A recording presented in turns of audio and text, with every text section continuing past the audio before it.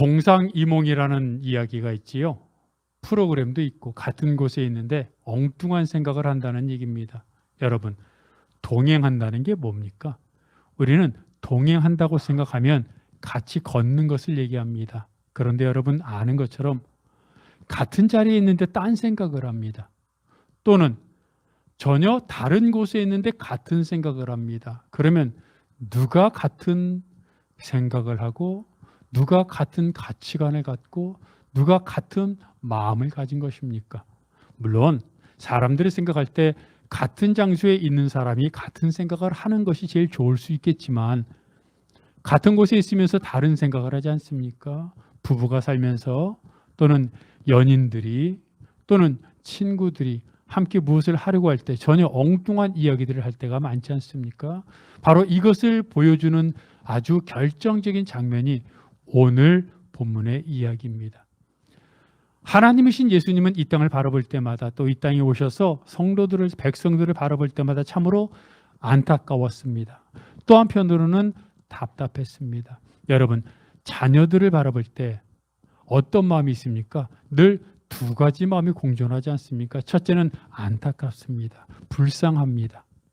힘들게 사는 모습을 보면서 좀 도와주고 싶다.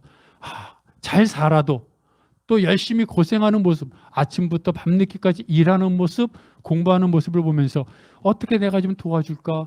참 안쓰럽고 불쌍하고 도와줄고 막 그렇습니다. 그런데 또 한편으로는 불쌍하고 안타까운 마음 말고 답답한 마음이 있습니다.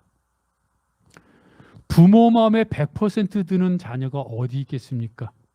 늘 인생을 살아본 부모가 생각할 때 자녀가 이때 이렇게 가면 좋을 텐데 조금만 더 참으면 조금만 더 이성적으로 행동하면 감정을 추스르면 또는 충동적인 마음을 억누르면 참 좋겠는데라는 생각을 할 때 답답한 거죠. 때로는 불쌍한 마음이 컸다가도 때로는 답답한 마음이 크기도 하지 않습니까? 이것들이 병존합니다. 이게 부모의 마음입니다. 그런데 백성들을 바라보는 예수님의 마음이 참으로 그러했습니다. 로마 제국의 지배를 받으면서 힘들게 살아가며 여러분 생각해 보십시오. 하루 벌어 하루 삽니다. 저축할 돈이 없습니다. 그러니 어떨 때는 생계를 잊지 못하고 굶기도 합니다. 그들을 바라보며 그래서 예수님은 뭐라고 말합니까? 백성들을 보면서 목자 없는 양 같음으로 인해 불쌍히 여겼습니다. 그래서 예루살렘을 보며 우시기도 했습니다. 그런데 한편으로는 답답했습니다. 그렇게 힘들어도 좀 바르게 살고 싶고 그렇게 힘들어도 남을 도와주며 살고 그렇게 힘들어도 좀 온전한 길을 걸어가는 모습을 보여준다면 참으로 좋겠는데 우리가 알지 않습니까? 가난한 사람들은 다 착하고 부자들은 다 악합니까? 아닙니다. 없으니까 없는 데서 싸우는 겁니다. 부자들은 몇 억, 몇십억을 갖고 싸울지 모르지만 가난한 사람들은 몇 천원을 갖고 몇 만원을 갖고 싸우더라는 겁니다. 없는 살림, 생계를 근근히 이어가는 삶을 통해서 흔히 말하는 콩 한 쪽도 나눠 먹는 삶을 예수님은 바랬지만 백성들은 콩 한 쪽도 서로 먹으려고 그리고 조그만 이익 몇 푼 안 되는 것일지는 모르지만 그것이라도 내가 가지려고 때리고 다투고 속이고 그것 때문에 감정이 상하는 백성들의 모습을 보면서 한편으로는 불쌍하고 한편으로는 답답했습니다. 그래서 그런 백성들에게 예수님이 말씀을 선포하면서 제일 먼저 했던 말이 무엇이었습니까? 회개하라는 것이었습니다. 예수님이 힘들고 어려워하는 백성들에게 뭘 주고 싶었겠습니까? 하늘나라를 주고 싶었습니다. 하늘나라를 주려면 배고파하고 헐벗은 백성들에게 필요한 것이 무엇이었습니까? 밥이었고 쌀이었고 돈이었고 권력이었는데 이상하게도 예수님은 그들에게 쌀을 주지 않았고 돈을 주지 않았고 권력을 주지 않았고 오히려 회개하라고 말씀하셨습니다. 그들에게 정말로 하늘을 주고 싶으셨는데 하늘을 사는, 이 땅에서 천국을 사는 삶이 마음에 있다는 것을 예수님은 아셨기 때문입니다. 그래서 자꾸 회개해라 말씀하십니다. 산상수훈에서도 팔복에서 말하고 있는 게 뭡니까? 마음에 대한 겁니다. 불쌍히 여겨라. 마음을 비워라. 깨끗해라. 그래서 예수님은 자꾸 마음을 비우는 것에 대해서 말씀하셨는데, 백성들은 오히려 마음을 비우는 것이 아니라 무엇을 더 갖는 것에 관심을 가졌습니다. 그들도 하늘을 경험하고 싶었습니다. 그런데 백성들은 하늘을 경험하기 위해 필요한 것이 돈이었고 쌀이었고 권력이었다고 생각한 것입니다.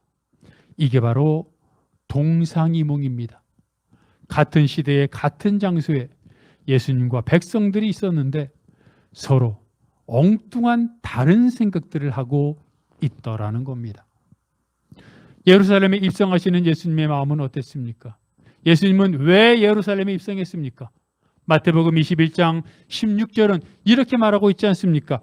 이때로부터 예수 그리스도께서 자기가 예루살렘에 올라가 장로들과 대제사장들과 서기관들에게 많은 고난을 받고 죽임을 당하고 제3일에 살아나야 할 것을 제자들에게 비로소 나타내시니. 예수님은 예루살렘에 죽으려고 가신 겁니다. 사람들은 살려고 움직이지만 예수님은 죽으려고 걸어가신 겁니다. 마지막까지 백성들에게 비우는 삶, 희생하는 삶, 그리고 섬김을 실천하는 삶을 보여주신 것이 예수님입니다. 여러분, 이것이 그리스도인의 삶입니다. 일본에서 유명한 성자로 추앙받았던 가가와 도요히코라고 하는 사람이 있습니다. 이 사람은 성자와 같은 삶으로 추앙받았는데, 이 사람이 그렇게 살 수 있었던 것은 복음을 받아들였고 또한 젊은 목사를 만났기 때문입니다. 그는 고위공직자와 기생 사이에서 태어났습니다. 아버지가 4살 때 죽었고 어머니가 5살 때 죽었습니다. 그랬으니 아버지 없는 본처의 집에 다른 의붓 형제들과 함께 기생의 아들로, 첩의 아들로 얹혀 살아야 했습니다. 얼마나 많은 수모, 멸시를 당했겠습니까? 그런데 그랬던 가가와가 12살 때 어느 봄날 따뜻한 햇빛을 느끼며 담장에 앉아서 햇빛을 느끼고 있는데 어디선가 북치고 나팔을 불며 지나가는 전도 행렬이 있었습니다. 그 전도 행렬의 외침은 이랬습니다. 예수 믿으면 여러분도 하나님의 자녀가 될 수 있습니다. 그런데 이 말을 들은 가가와는 눈이 번쩍 뜨였습니다. 몇만 볼트의 전기에 감전된 것처럼 짜릿했습니다. 뭐라고?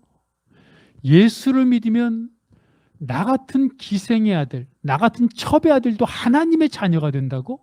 그는 복음 전하는 사람들에게 달려가 예수만 믿으면 나 같은 사람도, 기생의 아들도 하나님의 자녀가 될 수 있습니까? 라고 물어보며 그 확답을 얻고 예수를 믿게 되었습니다. 그리고 그는 고등학교를 졸업하고 고베신학교에 들어갔습니다. 그런데 고베신학교 2학년 때 그 당시에 고칠 수 없었던 폐결핵에 걸리고 맙니다. 폐결핵은 그 당시에 고칠 수 없었고 또한 전염병이었기 때문에 사람들이 그를 멀리했습니다. 그는 그것으로 인해 비관했는데 무엇보다 교회가, 심지어는 신학교가 자기를 버렸다는 사실에 분노하고 좌절했습니다. 죽을 날만 기다리고 있었던 그는 이대로 죽느니 차라리 자살을 하자라는 생각을 하고 길을 떠났습니다. 그러다가 일본 북부 가나사와라고 하는 곳에 이르렀는데 천막 같은 한 교회를 발견하고 저기서 기도나 하고 죽자라고 생각하고 교회로 들어갔습니다. 마침 같은 시대에 신학교를 졸업한 나가노라고 하는 전도사가 자기는 아무도 사람이 없는 곳에 복음을 전하겠다는 생각을 하고 일본 북부의 가나사와라고 하는 곳에 교회를 개척했습니다. 아내, 자녀 둘을 데리고 교회를 개척했는데 5년 동안 한 명도 찾는 사람이 없었습니다. 많은 갈등을 했고 몸부림쳤지만 먹고 살기도 힘들었지만 그는 이상하게도 이곳이 하나님께서 나에게 맡겨주신 터전이라고 생각하고 버티고 버텼습니다. 그러던 어느 날 수요 예배 때, 수요일 저녁 예배 때 한 젊은이가 예배당에 참석했습니다. 바로 가가와였습니다. 얼마나 반가웠든지 함께 예배를 드리고 나서 가가와를 집에 초대 저녁 식사를 하게 되었습니다. 그런데 가가와가 저녁 식사를 하던 도중에 각혈을 했고 그 각혈을 하면서 엄청난 양의 피를 쏟았는데 그게 모든 음식에 다 퍼졌습니다. 얼마나 화가 났는지 모릅니다. 나가노 목사는 잠시 동안 엄청난 화가 났습니다. 아니, 이런 병에 걸린 사람이 말도 하지 않고 우리도 병에 걸리면 어떻게 하려고 라는 생각을 했는데 다시 잠시 후 화를 다 가다듬고 그걸 다 손으로 치웠습니다. 그리고 다시 식사를 제공해서 맛있게 식사를 했습니다. 이 모습에 가가와가 감동했습니다. 교회와 신학교도 자기를 버렸는데 천막 같은 교회에서 이 목회자가 자기를 위해 각혈한 음식을 다시 다 치우고 다시 음식을 제공하는 모습을 보고 너무 감동을 받아 그곳에 머무르며 잠시 동안 함께 신앙생활을 했습니다. 그런데 그곳에서 기적적으로 폐결핵이 고침을 받았습니다. 그리고 나서 가가와는 신학교로 돌아가 신학교를 졸업했고 고베 빈민굴로 들어갔습니다. 자기도 나가노 목사처럼 버림받은 사람, 치유받지 못한 사람들을 위해 일생을 바쳐야겠다고 결심했기 때문입니다. 그 빈민굴 사람들, 막장의 인생을 사는 사람들이었습니다. 먹을 게 없다 보니 변비에 걸리기 일쑤였습니다. 그러면 변비에 걸려 고통을 당하면 가가와는 그 사람들을 손가락으로 그 항문을 만져서 변비를 끄집어내었고 그래도 안 되면 입술로 혀를 통해 항문을 만져서 변비를 꺼내 주었습니다. 하루는 기자가 찾아와 말합니다. 사람이 존엄성이 있는 존재인데 이렇게까지 할 필요가 있습니까? 그때 그는 내가 각혈을 하고 피를 흘렸을 때 그것을 치워주신 스승님이 계십니다. 나는 보고 배운 대로 그대로 할 뿐입니다. 라고 대답을 합니다. 그래서 많은 사람들은 가가와 고노히코에 대해서 성자라고 추앙합니다. 그런데 한편 이런 생각을 합니다. 일본의 북부 가나사와에서 천막 같은 교회를 5년 동안 아무도 찾지 않았던 곳에서 목회를 했던, 그리고 그곳에 찾아왔던 가가와를 성자로 변화시켰던 나가노 목사. 어떻게 이렇게 살 수 있을까요? 그 시대에도, 없는 시대에도 여전히 먹을 쌀 한 토를 위해 싸우는 사람들이 있었을 것이고, 그 시대도 권력을 얻기 위해 투쟁하는 사람들, 그 시대도 돈 벌기 위해 악의 다툼을 하는 사람들이 넘쳐났을 텐데, 나가노 목사 같은 사람, 그리고 가가와 도요히코 같은 사람들이 예수 그리스도의 사랑을 알아 예수님의 말씀대로 살았을 때 바로 그들이 예수 그리스도의 마음을 알고 예수 그리스도의 삶을 살게 된 것입니다. 여러분, 예루살렘에 입성했던 예수님의 마음을 아시겠습니까?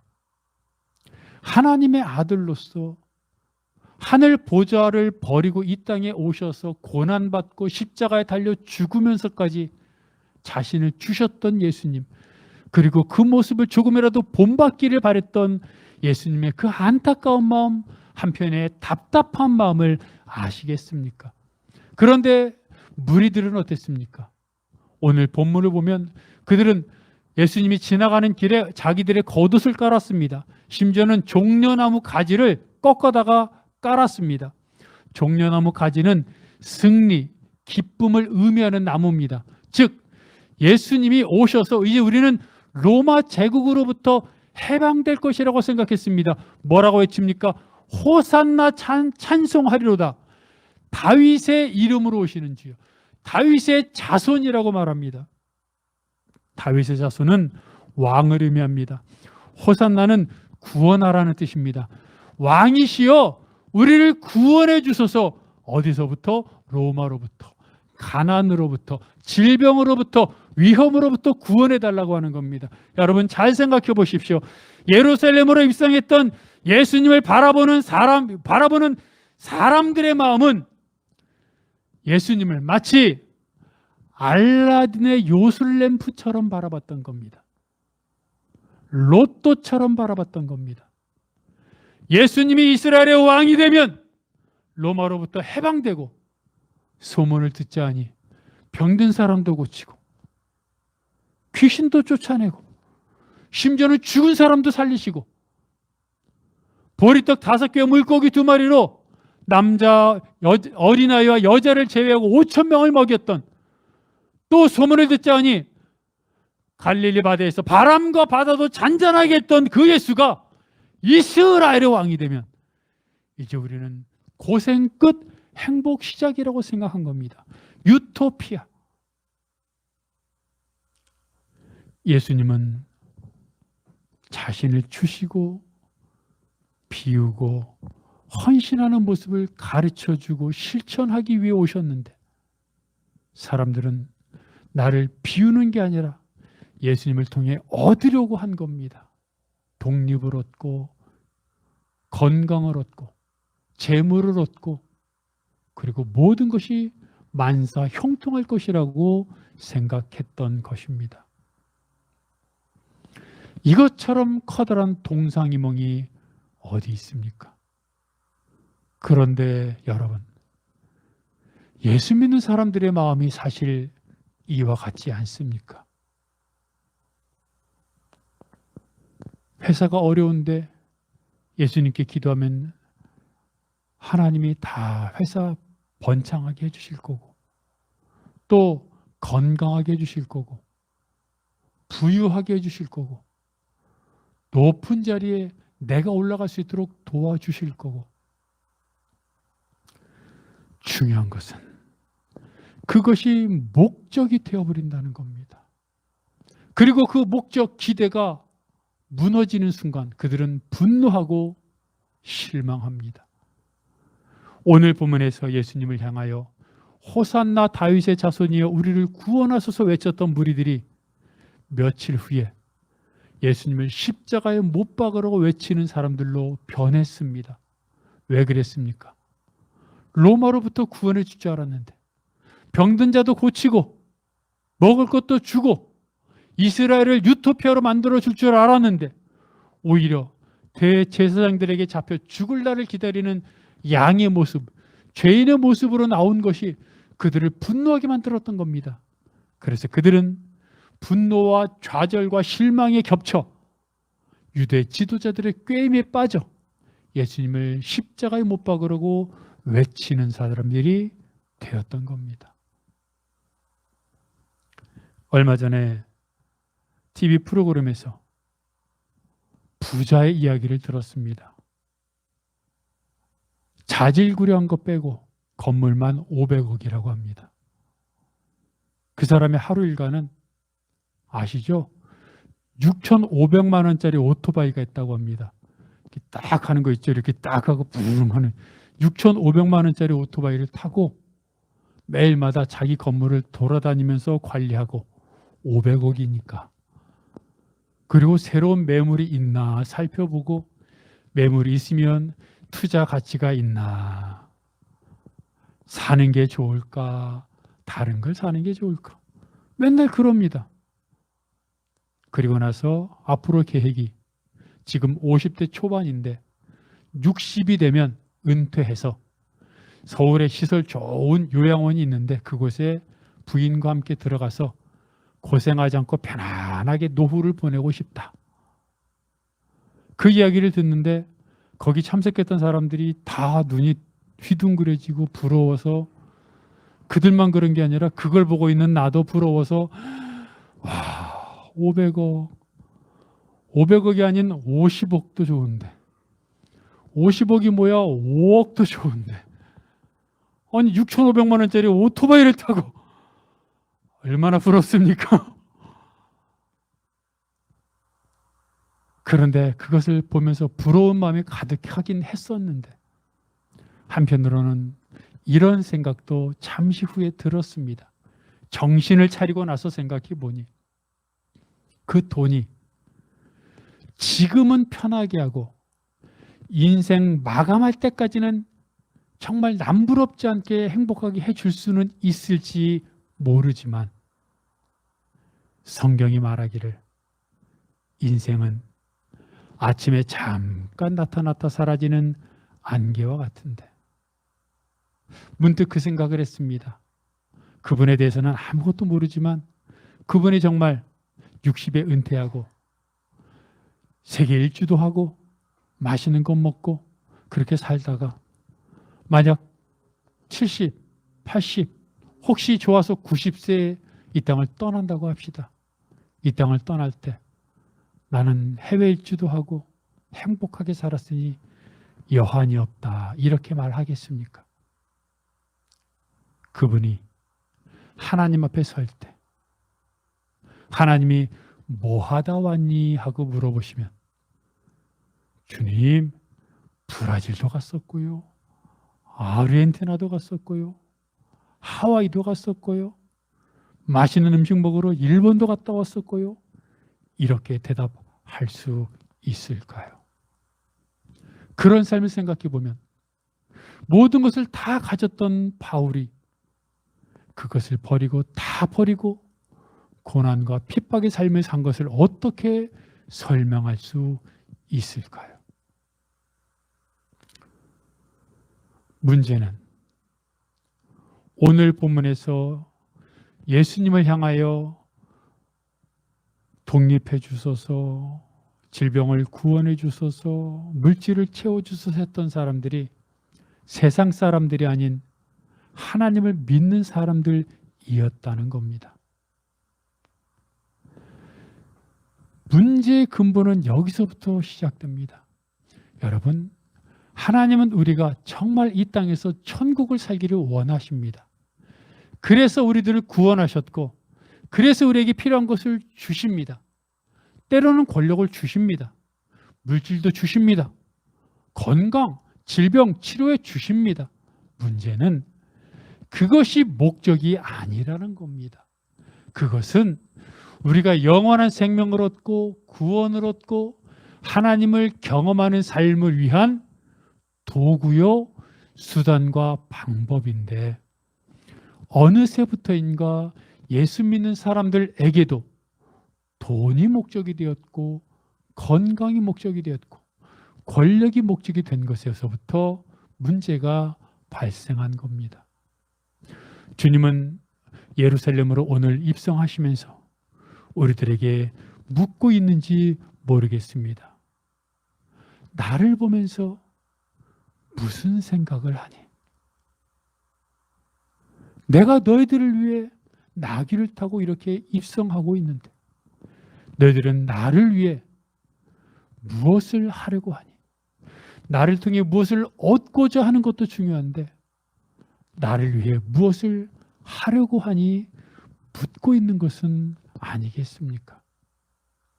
여러분, 예수님이 오늘 예루살렘에 입성하시며 예수님의 살과 피를 우리에게 주셨습니다.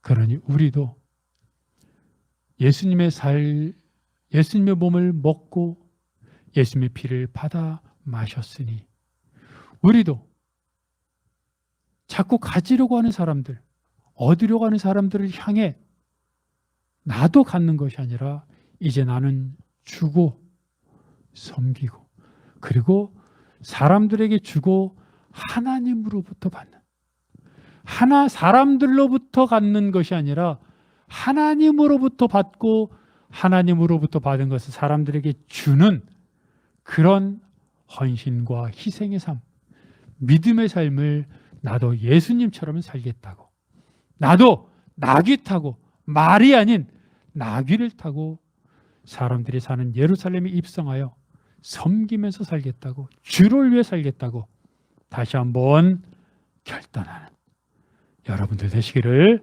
바랍니다.